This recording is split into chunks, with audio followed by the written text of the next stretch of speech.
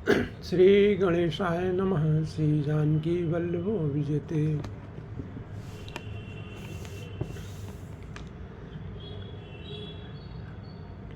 ऋषि मुनि वाल्मीकि जी ने कहा कि हे सुरकुल के स्वामी, मैं अब इस समय के लिए सुखदायक आश्रम कहता हूँ। पहले उन्होंने सब वर्णन किया कि आप कहाँ कहाँ आपका निवास है, फिर बताया कि इस समय के लिए आपके लिए मैं सुखदायक आश्रम कहता हूँ।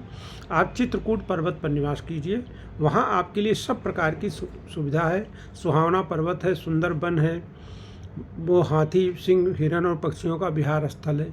वहाँ पवित्र नदी है जिसकी पुराणों ने प्रशंसा की है और जिसको अत्र ऋषि की पत्नी अनसुईया अपने तपोबल से लाई थी उस नदी को। वो गंगा जी की धारा है, मंदाकिनी नाम है उनका। वो सब पाप रूपी बालकों को खा जाने वाली डाकनी रूप है। पाप रूपी बालकों को खा जाती है, मतलब पाप रूपी कोई पाप बचता नहीं उसमें स्नान करने से। नदी पुनीत पुराण बखानी, अत्र प्रिया निज तप बलानी, सुरसर धार नाव मंदाकिन, जो सब पातक पोतक डाकिन। अत्र आज बहुत से श्रेष्ठ मुनि वहाँ निवास करते हैं, जो योग तप और जप से करते हुए शरीर को कसते हैं। हे राम जी, चलिए अब सबके परिश्रम को सफल कीजिए और पर्वत से चित्रकूट को भी गौरव दीजिए। महामुनि वाल्मीकि जी ने चित्रकूट की अपरिमित महिमा बखान कर कही। तब सीता जी सहित दोनों भाइयों ने आकर श्रेष्ठ नदी मंदाकिनी में स्नान किया। फिर श्री रामचंद्र जी ने कहा, लक्ष्मण, बड़ा अच्छा घाट है, अब यहीं कहीं ठहरने की व्यवस्था करो। तब लक्ष्मण जी ने पैसुनी नदी के उत्तर के ऊंचे किनारे को देखा और कहा कि इसके चारों ओर धनुष के जैसा एक नाला फिरा हुआ है।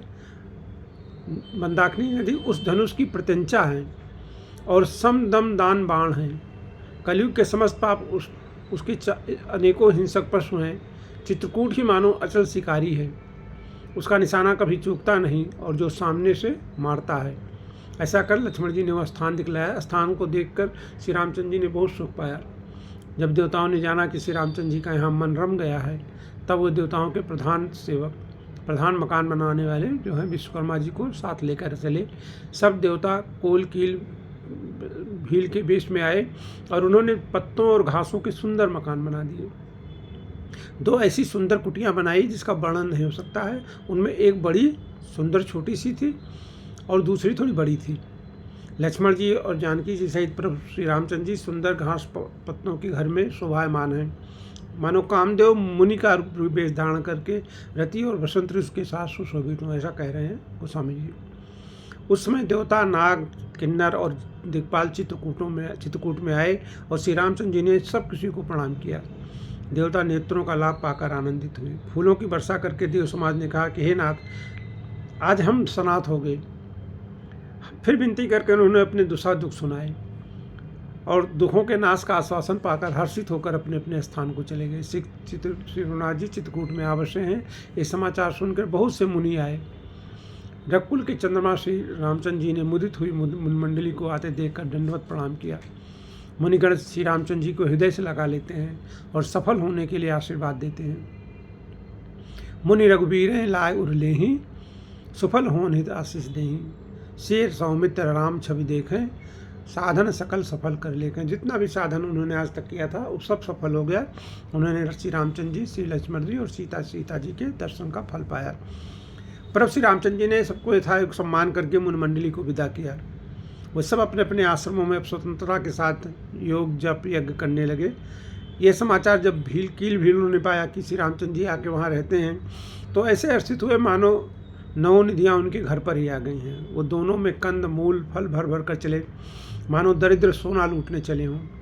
उनमें से जो दोनों भाइयों को पहले देख चुके थे, उनसे दूसरे लोग रास्ते में जाते हुए पूछते हैं। इस प्रकार श्री रामचंद्र जी की सुंदरता कहते कहते सबने आकर श्री रघुनाथ जी के दर्शन किए। भेंट आगे रखकर वो लोग जोहार करते हैं और अत्यंत अनुराग के साथ प्रभु को देखते हैं। वह मुग्ध हुए जहाँ के तहाँ चित्र लिखे खड़े हैं। उनके शरीर पुलकित हैं और नेत्रों में प्रेमाश्रुओं के जल की बाढ़ आ रही है। श्री राम जी ने उन सबको प्रेम में मग्न जाना और प्रिय वचन कहकर सबका सम्मान किया।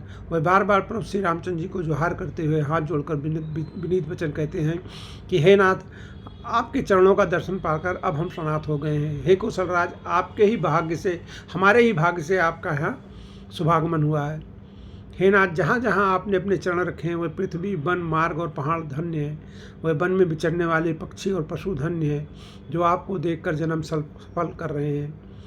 हम सब भी अपने परिवार सहित धन्य हैं जिन्होंने नेत्र भरकर आपका दर्शन किया। आपने बड़ी अच्छी जगह विचार कर निवास किया है। यहाँ सभी ऋतुओं में आप सुखी रहिएगा। हम लोग सब प्रकार से हाथी, सिंह, सर्प और बाघों से बचा कर आपकी सेवा करेंगे। हे प्रभु, यहाँ के बीहड़, वन, पहाड़, गुफाएं और खो सब पग पग हमारे देखे हुए हैं। वन, बेहड़, गिरकंदर, खोहा सब हमारे पर पग पग जो है हम सब देखे हुए हैं।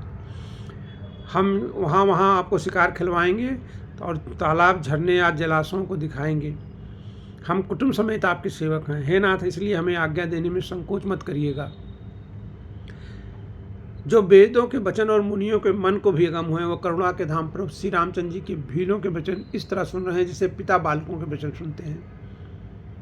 फिर गोस्वामी जी लिखते हैं, राम ही केवल प्रेम प्यारा, जान लियो सो जो जान निहारा। श्री रामचंद्र जी को केवल प्रेम प्यारा है। जो जानने वाला हो, जानना चाहता हो, वो जान ले। तब श्री रामचंद्र जी ने प्रेम से परिपुष्ट हुए कोमल वचन कर उन सब वन में विचरण करने वाले लोगों को संतुष्ट किया। फिर उनको विदा किया। फिर सिर नवाकर चले और प्रभु के गुण कहते कहते घर गए अपने। इस प्रकार देवता और मुनियों को सुख देने वाले दोनों भाई सीता जी समेत वन में निवास करने लगे। जब से रघुनाथ जी वन में आकर रह रहे हैं तब से वन मंगलदायक हो गया है।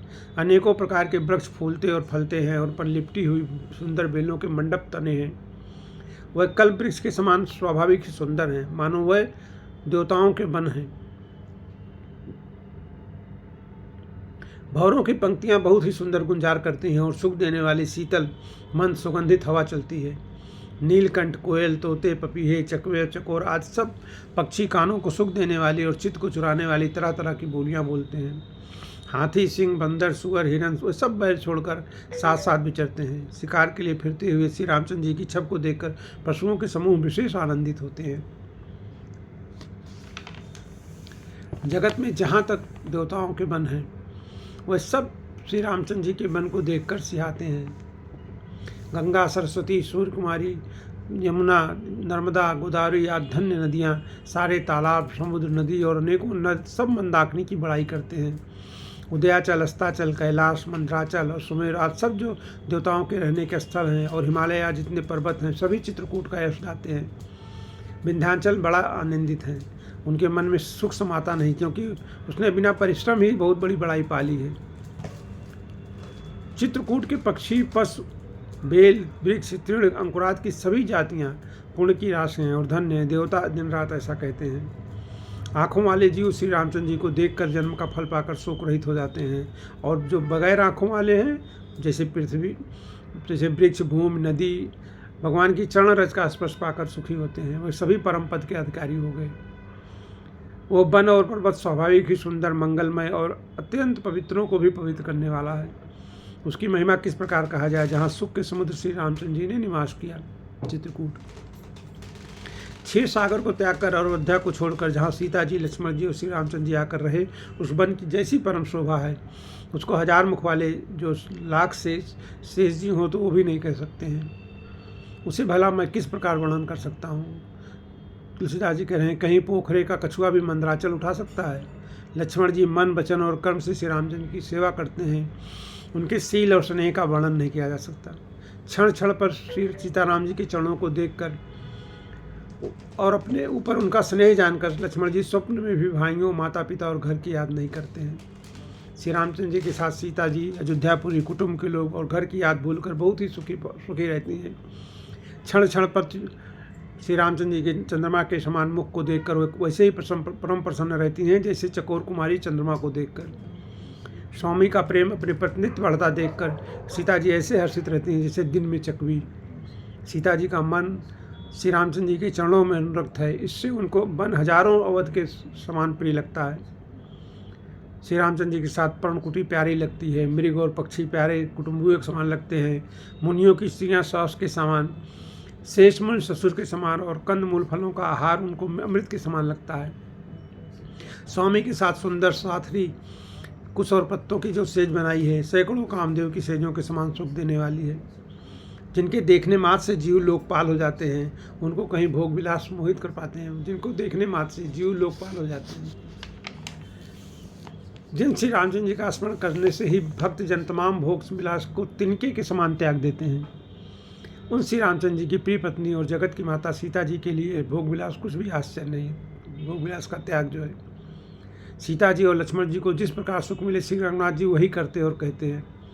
भगवान प्राचीन कथाएं और कहानियां कहते हैं और लक्ष्मण जी तथा सीता जी अत्यंत सुख मानकर सुनते हैं। जब जब श्री रामचंद्र जी अयोध्या की याद करते हैं तब तब उनके नेत्रों में जल छा जाता है। माता पिता कुटुंबियों और भाइयों और भरत के प्रेमशील और सेवा भाव को याद कर कृपा के संधु प्रभु रामचंद्र जी दुखी हो जाते हैं, किंतु फिर कुसुम समझकर धीरज धारण कर लेते हैं। श्री रामचंद्र जी को दुखी देखकर सीता जी और लक्ष्मण जी भी व्याकुल हो जाते हैं, जैसे किसी मनुष्य की परछाई उस मनुष्य के समान ही चेष्टा करती है। तब धीर कृपाल और भक्तों के हृदयों को शीतल करने के लिए चंदन रूप रघुकुल को आनंदित करने वाले श्री रामचंद्र जी प्यारी पत्नी और भाई लक्ष्मण की दशा देखकर कुछ पवित्र कथाएं कहने लगते हैं, जिन्हें सुनकर सीता जी और लक्ष्मण जी सुख प्राप्त करते हैं। लक्ष्मण जी सीता जी सहित श्री रामचंद्र जी पर्णकुटी में ऐसे सुशोभित हैं जैसे अमरावती में इंद्र अपनी पत्नी सची और पुत्र जयंत के साथ बसते हैं।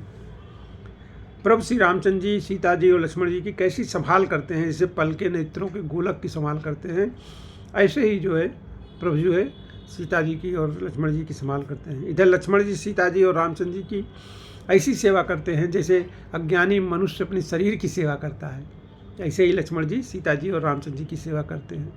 पशु पक्षी देवता और तपस्वियों के हितकारी प्रभु इस प्रकार सुखपूर्वक वन में निवास कर रहे हैं।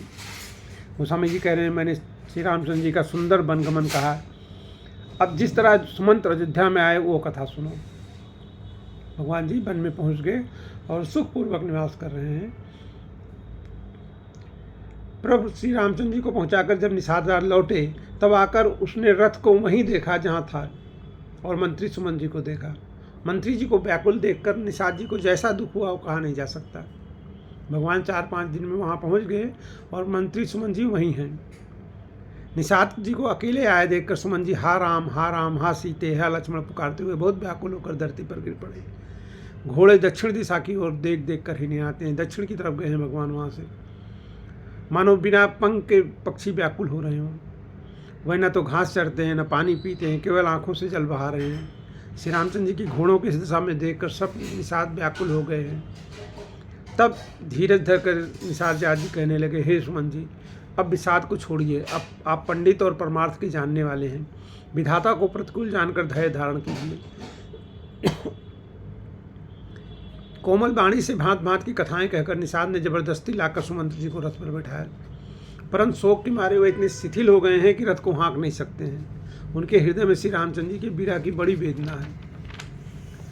घोड़े तड़फड़ाते हैं और रास्ते पर नहीं चलते हैं, मानो जंगली पशु लाकर रथ में जोत दिए गए हैं, ऐसे घोड़ों का ऐसा स्वभाव हो गया है। श्री रामचंद्र जी के वियोगी घोड़े कभी ठोकर खाकर गिर पड़ते हैं, कभी घूमकर पीछे की ओर देखने लगते हैं। वह तीक्ष्ण दुख से व्याकुल हैं। जो कोई राम लक्ष्मण या जानकी का नाम लेता है, घोड़े हिकर कर उनकी ओर प्यार से देखने लगते हैं। घोड़ों की विरह दशा कैसे कही जा सकती है, वैसे व्याकुल है जैसे मणि के बिना सांप व्याकुल होता है। मंत्री और घोड़ों की दशा देखकर निषाद राज विषाद के वश में हो गए। तब उसने अपने 4 उत्तम सेवक बुलाकर सारथी के साथ कर दिए, भी आप लोग इनको पहुंचा के आओ। निषाद राजगुरु सारथी को पहुंचा कर लौटे। उसके विरह और दुख का वर्णन नहीं किया जा सकता। वह चारों निषाद रथ लेकर अवध को चले। सुमंत और घोड़ों को देखकर वह भी क्षण क्षण विषाद में डूब जाते थे। व्याकुल और दुख से दीन सुमन जी सोचते हैं कि श्री रघुवीर के बिना जीने को क्या धिक्कार है, आखिर यह अधम शरीर रहेगा तो है नहीं। अभी श्री राम जी के बिछुड़ते ही छूटकर इसने यश क्यों नहीं ले लिया। हे प्राण, अपयश और प्राण के भोड़े हो गए हैं। ये प्राण जो है अपयश और पाप के भोड़े हो गए हैं। अब ये किस कारण कूच नहीं करते हैं, निकलते नहीं हैं। ये नीच मन अच्छा मौका चूक गया। अब भी तो हृदय के 2 टुकड़े नहीं हो जाते हैं। सुमंत्र हाथ मल मल कर और सिर पीट पीट कर पछता रहे हैं, मानो कोई कंजूस धन का खजाना खो बैठा है। इस प्रकार चले मानो कोई बड़ा योद्धा वीर का बाना पहनकर और उत्तम शूरवीर कहलाकर युद्ध से भाग चला हो। जिसे कोई विवेकशील वेद का ज्ञाता, साधु सम्मत आचरणों वाला और उत्तम कुलीन ब्राह्मण धोखे से मदिरा पी लिया हो। और पीछे पछतावे, उसी प्रकार मंत्री सुमन जी सोच कर रहे पछता रहे हैं। जैसे किसी उत्तम कुल वाली सात स्वभाव के समझदार और मन वचन कर्म से पति को ही देवता मानने वाली पतिव्रता स्त्री को भाग्यवश पति को छोड़कर किसी पति से अलग रहना पड़े, उस समय उसके हृदय में जैसे भयानक संताप होता है, वैसे ही मंत्री जी के हृदय में हो रहा है।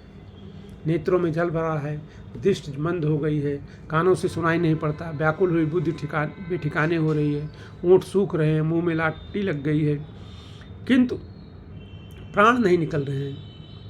आशा है, प्राण क्यों नहीं निकल रहे हैं कि आशा है कि 14 वर्ष बीत जाने पर भगवान फिर मिलेंगे। सुमन जी के मुख का रंग बदल गया है, जो देखा नहीं जाता। ऐसा मालूम होता है मानो इन्होंने माता पिता को मार डाला हो। उनके मन में राम वियोग रूपी हानि की महान ग्लानि छा रही है, जैसे कोई पापी मनुष्य नरक को जाता हुआ रास्ते में सोच कर रहा हो। मुख से वचन नहीं निकलते, हृदय में पछताते हैं कि मैं अयोध्या में जाकर क्या देखूंगा। श्री रामचंद्र जी के सोने रथ को जो भी देखेगा वही मुझे देखने में संकोच करेगा, अर्थात मेरी ओर देखेगा नहीं, क्योंकि रथ श्री रामचंद्र जी से सूना है। नगर के जब सब व्याकुल स्त्री पुरुष दौड़कर मुझसे पूछेंगे, तब मैं हृदय पर वज्र रखकर सबको उत्तर दूंगा। जब दीन दुखी माताएं सब पूछेंगी, तब हे विधाता मैं उन्हें क्या कहूँगा। जब लक्ष्मण जी की माता मुझसे पूछेंगी, तो मैं उन्हें कौन सा सुखदायी संदेशा कहूँगा। श्री रामचंद्र जी की माता जब इस तरह प्रकार दौड़ के आएंगी, जैसे नई ब्याई हुई गौ बछड़े को याद करके दौड़ती है, तब उनके पूछने पर मैं उन्हें उत्तर दूंगा कि श्री राम जी, लक्ष्मण जी और सीता जी वन चले गए हैं। जो भी पूछेगा वही उसे यही उत्तर देना पड़ेगा, हाय अयोध्या जाकर अब मुझे यही सुख लेना है। जब दुख से दीन महाराज, जिनका जीवन श्री रघुनाथ जी के दर्शन के अधीन है, मुझसे पूछेंगे, तब मैं कौन सा मुँह लेकर उनको उत्तर दूंगा कि मैं राजकुमारों को कुशल पूर्वक पहुँचाया हूँ। लक्ष्मण, सीता और श्री राम का समाचार सुनते ही महाराज तिनके की तरह शरीर को त्याग देंगे। श्री राम जी भी रूपी जल के बिछड़ते ही मेरा हृदय कीचड़ की तरह फट नहीं गया। इससे मैं जानता हूँ कि विधाता ने मुझे यातना शरीर दिया है। सुमंत इस प्रकार मार्ग में पछतावा कर रहे थे। इतने में ही रथ तुरंत तमसा नदी के तट पर पहुंचा। मंत्री ने विनय करके चारों निषादों को विदा किया। वह विषाद से व्याकुल हुए सुमन जी के पैरों में गिरकर लौटे। नगर में प्रवेश करते ही मंत्री ऐसे सब चाहते हैं मानो गुरु ब्राह्मण या गौ को मार कर आए हों। सारा दिन एक पेड़ के नीचे बैठकर बिताया। जब संध्या हुई तब मौका मिला। संध्या होने पर गए। अंधेरा होने पर उन्होंने अयोध्या में प्रवेश किया और रथ को दरवाजे पर खड़ा करके चुपके से महल में घुस गए। जिन जिन लोगों ने समाचार सुन पाया वे सभी रथ को देखने राजद्वार पर आए। रथ को पहचान कर और घोड़ों को व्याकुल देखकर उनके शरीर ऐसे गले जा रहे हैं जैसे घाम में, जैसे धूप में ओले गल जाते हैं। नगर के स्त्री पुरुष कैसे व्याकुल हैं, जैसे जल के घटने पर मछलियां व्याकुल होती हैं। मंत्री का अकेले ही आना सुनकर सारा रनिवास व्याकुल हो गया। राजमहल उनको ऐसा लगा, भयानक लगा, मानो प्रेतों का निवास स्थान हो। अत्यंत आर्त होकर सब रानियां पूछती हैं, पर सुमन जी कुछ उत्तर नहीं आता है। उनकी वाणी विकल हो गई है, न कानों से सुनाई पड़ता है और न आँखों से सूझता है। वह जो भी सामने आता है उससे पूछते हैं, कहो राजा कहाँ है। दासियां मंत्री को व्याकुल देकर उन्हें कौशल्या जी के महल में लिवा गईं। सुमन जी ने जाकर वहाँ को राजा को बैठे देखा। ऐसे बैठे देखा जैसे मानो बिना अमृत का चंद्रमा हो। राजा आसन, सैया और आभूषणों से रहित बिल्कुल मलिन पृथ्वी पर पड़े हुए हैं। वे लंबी सांसें लेकर इस प्रकार सोच करते हैं मानो राजा आयात स्वर्ग से गिरकर नीचे सोच कर रहे हों। राजा क्षण क्षण में सोच से छाती भर लेते हैं। ऐसी विकल दशा है मानो संपाति पंखों के जल जाने पर गिर पड़ा हो। राजा बार बार हा राम, हा स्नेही राम, फिर हा राम, हा लक्ष्मण, हा जानकी ऐसा कहने लगते हैं। मंत्री ने देखकर जय जीव कहकर दंडवत प्रणाम किया। सुनते ही राजा व्याकुल होकर उठे और बोले, सुमंत कहो राम कहाँ है। राजा ने सुमंत को हृदय से लगा लिया, मानो डूबते हुए आदमी को कुछ सहारा मिल गया हो। मंत्री को स्नेह के साथ पास बैठाकर नेत्रों में जल भरकर राजा पूछने लगे, हे मेरे प्रेमी सखा, श्री रामचंद्र जी की कुशल कहो। बताओ श्री राम, लक्ष्मण और जानकी कहाँ हैं। उन्हें लौटा लाए हो कि वो वन को चले गए हैं। ये सुनते ही मंत्री के नेत्रों में जल भर आया। शोक से व्याकुल होकर राजा फिर पूछने लगे, सीता, राम और लक्ष्मण का संदेशा तो कहो। श्री रामचंद्र जी के रूप, गुण, शील और स्वभाव को याद कर करके राजा हृदय में सोच करते हैं, मैंने राजा होने की बात सुनाकर वनवास दे दिया। ये सुनकर भी जिस श्री राम जी के मन में हर्ष और विषाद नहीं हुआ, ऐसे पुत्र के बिछुड़ने पर भी मेरे प्राण नहीं गए, तब मेरे समान बड़ा पापी कौन होगा। हे सखा श्री राम जी जानकी जी और लक्ष्मण जहाँ है मुझे भी वहीं पहुँचा दो, नहीं तो मैं सत्य भाव से कहता हूँ मेरे प्राण अब चलना ही चाहते हैं। राजा बार बार मंत्री से पूछते हैं, मेरे प्रियतम पुत्रों का संदेशा सुनाओ। हे सखा तुम वही तुरंत उपाय करो जिससे श्री राम लक्ष्मण और सीता को मुझे आंखों दिखा दो। मंत्री धीरे देकर कोमल वाणी बोले, महाराज आप पंडित और ज्ञानी हैं। हे देव आप सूरवीर और उत्तम धैर्यवान पुरुषों में श्रेष्ठ हैं। आपने सदा साधुओं के समाज का सेवन किया है। जन्म मरण सुख दुख के भोग हानि लाभ प्यारों का मिलना बिछुड़ना ये सब हे स्वामी काल और कर्म के अधीन रात और दिन की तरह बरबस होते रहते हैं। मूर्ख लोग सुख में हर्षित होते हैं, दुख में रोते हैं, पर धीर पुरुष अपने मन में दोनों को समान समझते हैं। हे सबके हितकारी आप विवेक विचार कर धीरज धरिए और शरीर का शोक का परित्याग कर दीजिए। श्री राम जी का पहला निवास तमसा के तट पर हुआ, दूसरा गंगा तीर पर। सीता जी सहित दोनों भाई उस दिन स्नान करके जल पीकर ही रहे। निषाद राज ने बहुत सेवा की। वो रात सिंगवेरपुर में ही बिताई। दूसरे दिन सवेरा होते ही बड़ का दूध मंगवाया और उससे श्री राम लक्ष्मण ने अपने सिरों पर जटाओं के मुकुट बनाए। तब श्री रामचंद्र जी के सखा निषाद राज ने नाव मंगवाई। पहले प्रिया सीता जी को उस पर चढ़ाकर फिर रघुनाथ जी चढ़े। फिर लक्ष्मण जी ने धनुष बाण सजा कर रखे और प्रभु श्री रामचंद्र जी की आज्ञा पाकर चढ़े। मुझे व्याकुल देखकर श्री रामचंद्र जी धीरज धरकर मधुर वचन बोले, हे तात पिताजी से मेरा प्रणाम कहना और मेरी ओर से बार बार उनके चरण कमल पकड़ना। फिर पांव पकड़ विनती करना कि हे पिताजी मेरी चिंता ना कीजिए, आपकी कृपा अनुग्रह और पुण्य से वन में और मार्ग में हमारा कुशल मंगल ही होगा। हे पिताजी आपके अनुग्रह से मैं बन जाते हुए सब प्रकार का सुख पाऊंगा। आज्ञा का भली भांति पालन करके चरणों का दर्शन करने कुशल पूर्वक फिर लौट आऊँगा। सब माताओं के पैरों पड़ पड़कर उनका समाधान करके और उनसे बहुत विनती करके तुलसीदास जी कहते हैं फिर तुम वही प्रयत्न करना जिसमें कौशल पिताजी कुशल रहे। बार बार चरण कमलों को पकड़कर गुरु वशिष्ठ जी से मेरा संदेशा कहना है कि वह वही उपदेश दें जिससे अवधपत पिताजी मेरा सोच न करें। हे तात सब पूर्ववासियों और कुटुंबियों से निहोरा करके मेरी विनती सुनाना कि वही मनुष्य मेरा सब प्रकार से हितकारी है जिसकी चेष्टा से महाराज सुखी रहे। सोई सब भांत मोर हितकारी जाते रहे नरनार सुकारी।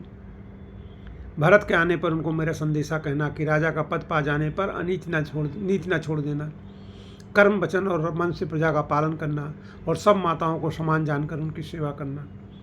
और हे भाई पिता माता और स्वजनों की सेवा करके भाईपन को अंत तक निभाना। हे तात राजा को उसी प्रकार से प्रसन्न रखना है जिससे वो कभी मेरा सोच ना करें।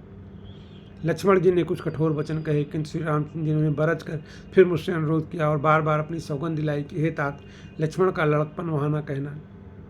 प्रणाम कर सीता जी भी कुछ कहने लगी थी परंतु स्नेह बस वो शिथिल हो गई। उनकी वाणी रुक गई, नेत्रों में जल भर आया, शरीर रोमांच से व्याप्त हो गया। उसी समय श्री रामचंद्र जी का रुख पाकर केवट ने पार जाने के लिए नाव चला दी। इस प्रकार रघुवंश तिलक श्री रामचंद्र जी चल दिए और मैं छाती पर बज रखकर खड़ा खड़ा देखता रहा। मैं अपने क्लेश को कैसे कहूँ जो श्री राम जी का संदेशा लेकर जीता ही लौट आया। ऐसा कहकर मंत्री जी की वाणी रुक गई, वे चुप हो गए और वह हानि की गलानी और सोच के बस हो गए। सारथी सुमंत के बंद सुनते ही राजा पृथ्वी पर गिर पड़े।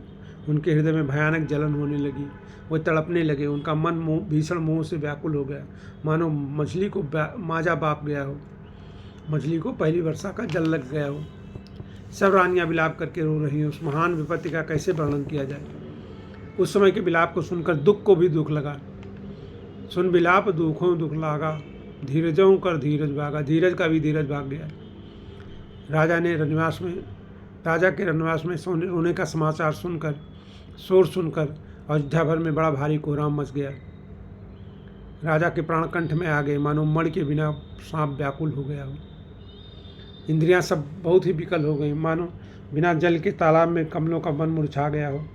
कौशल्या जी ने राजा को बहुत दुखी देखकर अपने हृदय में जान लिया कि अब सूर्य अस्त हो चला है। तब श्री रामचंद्र की माता कौशल्या हृदय में धीरज रखकर समय के अनुकूल वचन बोली, हे नाथ आप मन में समझकर विचार कीजिए कि श्री रामचंद्र जी का वियोग अपार समुद्र है, अयोध्या जहाज है और आप उसके कर्णधार हैं। सब प्रियजन ही यात्रियों का समाज है और इस जहाज पर चढ़ा हुआ है। आप धीरज रखिए धरिएगा तो सब पार पहुंच जाएंगे। नहीं तो सारा परिवार डूब जाएगा। हे प्रिय स्वामी, यदि मेरी विनती हृदय में धारण करिएगा तो राम, श्री राम, लक्ष्मण, सीता फिर आप मिलेंगे। प्रिय पत्नी के कोमल वचन सुनकर राजा ने आंखें खोलकर देखा, मानो तड़पती हुई दीन मछली पर कोई शीतल जल झलक रहा हो। धीरज धरकर